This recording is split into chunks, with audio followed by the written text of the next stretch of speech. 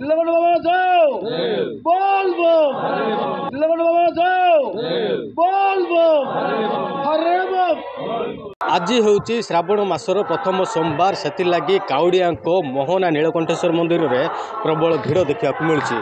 ତ ଆମେ ଦେଖାଇ ପାରିବା କିଭଳି ଭାବେ ଯେଉଁ କାଉଡ଼ିଆମାନେ ଅଛନ୍ତି ସେମାନଙ୍କର ଯେଉଁ ମାନସିକ ଧାରୀ ରହିଛି, ମାନସିକ କିଭଳି ପୂରଣ ହେବ ସେଥିଲାଗି ଜଳାଭିଷେକ ରହିଛି ପବିତ୍ର ଶ୍ରାବଣ ମାସରେ। ଆମେ ଜଣେ ଯେଉଁ କାଉଡ଼ିଆଙ୍କୁ ଆଲୋଚନା କରିବା, କ'ଣ କହିବା ଆଜ୍ଞା, କ'ଣ ରହିଛି ଆପଣଙ୍କର ମାନସିକ ରହିଛି ନା ଆଉ ଉଦ୍ଦେଶ୍ୟ କ'ଣ ରହିଛି? ଆଜି ଶ୍ରାବଣ ମାସ ପ୍ରଥମ ସୋମବାର ଏଭଳି ଆସୁଛନ୍ତି ଜଳାଭିଷେକ କରିବା ପାଇଁ। ଶ୍ରାବଣ ମାସର ପ୍ରଥମ ସୋମବାରରେ ପ୍ରତ୍ୟେକ କାଉଡ଼ିଆ ଭାଇମାନଙ୍କର କିଛି ମନରେ ଥାଇ ମଧ୍ୟ ତାଙ୍କେ ଭଗବାନଙ୍କର ସେବା କରିବା ପାଇଁ ଏ ଶ୍ରାବଣ ମାସରେ ସମସ୍ତେ କାଉଡ଼ିଆ ଭାଇ ଜଳାଭିଷେକ କରନ୍ତି। ଏଣୁ ଆମର ମଧ୍ୟ ମୋହନା ନୀଳକଣ୍ଠେଶ୍ୱର ମନ୍ଦିରରୁ ଜଳାଭିଷେକ କରିବା ପାଇଁ ପ୍ରଥମେ ଶୁଖିଲା ଆମଠାରୁ ମୋହନା ନୀଳକଣ୍ଠେଶ୍ୱର ମନ୍ଦିରରେ ଜଳାଭିଷେକ କରାଯାଉଛି। ତା ସହିତ ଆଖପାଖ ଆମର ଯେଉଁଠି ଚନ୍ଦ୍ରଗିରି, ଚାନ୍ଦିପୁଟୁ ଏବଂ ପୋଡ଼ାମାରୀ ପାଖରେ ଗୋଟେ ଗାଁ, ତା ସହିତ ଢେଙ୍କାନାଳରୁ ବହୁତ ଗୁଡ଼ିଏ ଭକ୍ତ ଜଳାଭିଷେକ କରିବା ପାଇଁ ଆମର ଏଠାରୁ ଜଳ ନେଇ ତାଙ୍କ ନିଜ ମନ୍ଦିରରେ ଢାଳିବା ପାଇଁ ମଧ୍ୟ ପ୍ରସ୍ତୁତ ହେଉଛି। ତ ଆଉ ଗୋଟେ ଯଦି କଥା କହିବା, ଯେଉଁ ଶ୍ରାବଣ ମାସରେ ହିଁ ଯେଉଁ ଭକ୍ତମାନେ ଯାଇପାରନ୍ତି ଶିବଙ୍କ ଦର୍ଶନ କରି ଶିବଙ୍କ ଲିଙ୍ଗରେ ପାଣି ଢାଳନ୍ତି, ଅନ୍ୟ ଦିନରେ ଯାଇପାରନ୍ତି, ତ କେତେ ଖୁସି ଲାଗୁଛି ଆପଣଙ୍କୁ? ଏଇଟା ତ ପୁରାଣରେ ବର୍ଣ୍ଣିତ ଅଛି।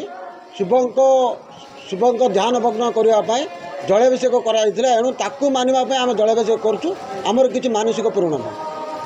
ଆଚ୍ଛା, ଆଉ ଜଣେ ଭାଇ ସହିତ କ'ଣ କହିବେ ଭାଇ, ଆପଣ କେଉଁଠୁ ଆସୁଛନ୍ତି, କେମିତି କ'ଣ ଆଜି ଜଳାଭିଷେକ କରୁଛନ୍ତି ମୋହନା ନୀଳକଣ୍ଠ?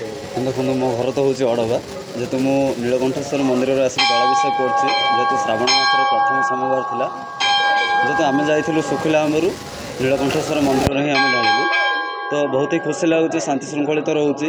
ତା ସହିତ ଯେହେତୁ ବି ଆମକୁ ବି କୋପରେଟ୍ ବି କରୁଛନ୍ତି ବି ସମସ୍ତେ। ଆଉ ନିଶ୍ଚିତ ଭାବରେ ଆଉ ଜଣେ ଯୁବ ଅଛନ୍ତି, ପ୍ରଥମ ଥର ଆସିଛନ୍ତି ବୋଧେ, ମୋତେ ଯାହା ଲାଗୁଛି, କ'ଣ କହିବେ?